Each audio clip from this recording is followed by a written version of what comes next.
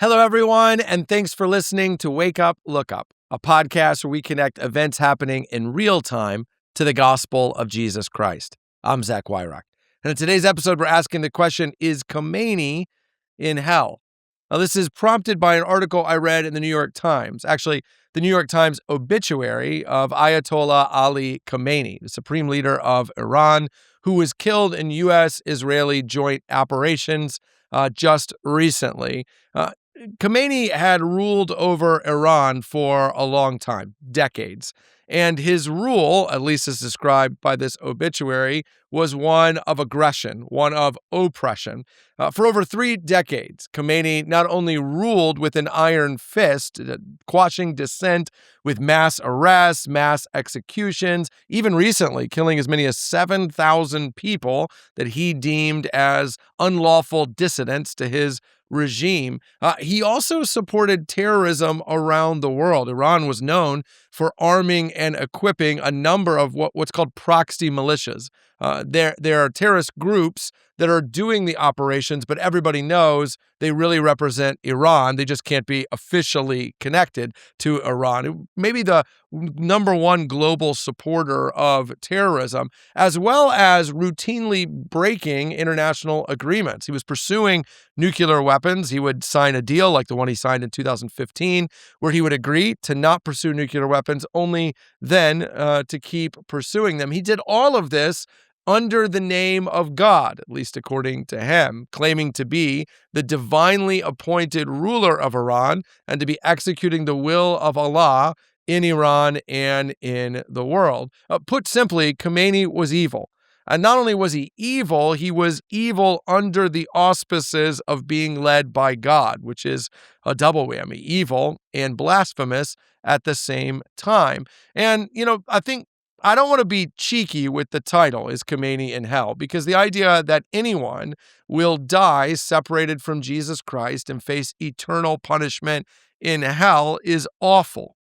But it's important to remember that hell is not just about the individual who goes there. That's the way we tend to think of it in the West. Is it really fair for God to send someone to hell? How can God be loving and send someone to hell? Those are legitimate questions, and those are questions for an episode for another day. But we always forget that hell is fundamentally about God's justice. It is fundamentally a place where all the wrongs of human history get righted.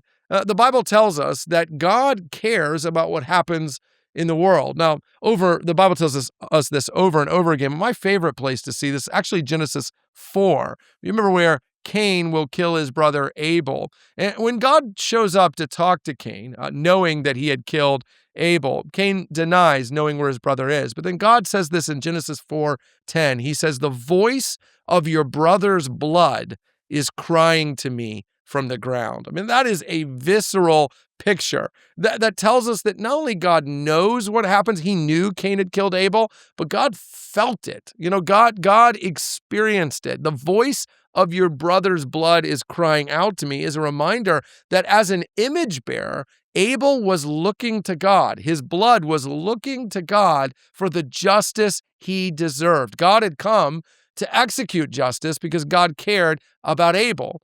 And that's a reminder that Khamenei and evil leaders like him have victims.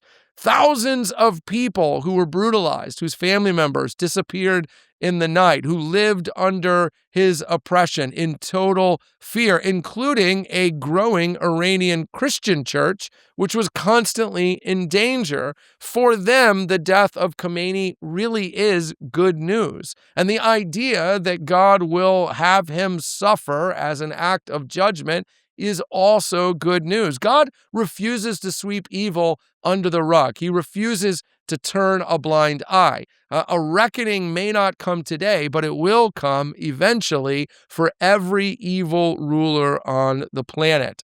And that is important to note. Justice matters. Victims matter. And that's why hell exists. But let me also say this, because it would be wrong to talk about or think about the judgment of another person without looking also to ourselves. The truth is, I don't have the track record of evil that Khamenei does.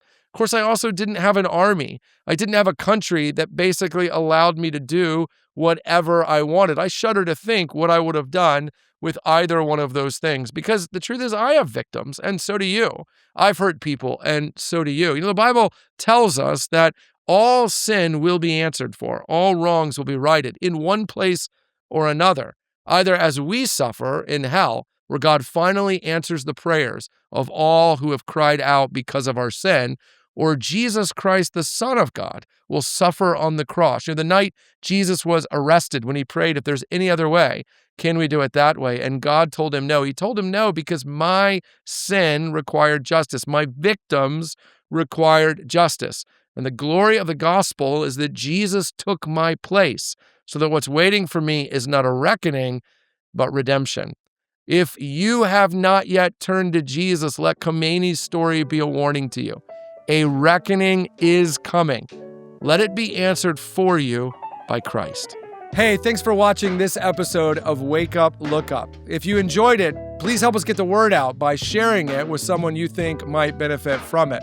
And while you're here, make sure to subscribe to our YouTube channel to get further content, or even download the CCC app, where you'll find even more resources to help you grow in your faith and relationship with Jesus Christ.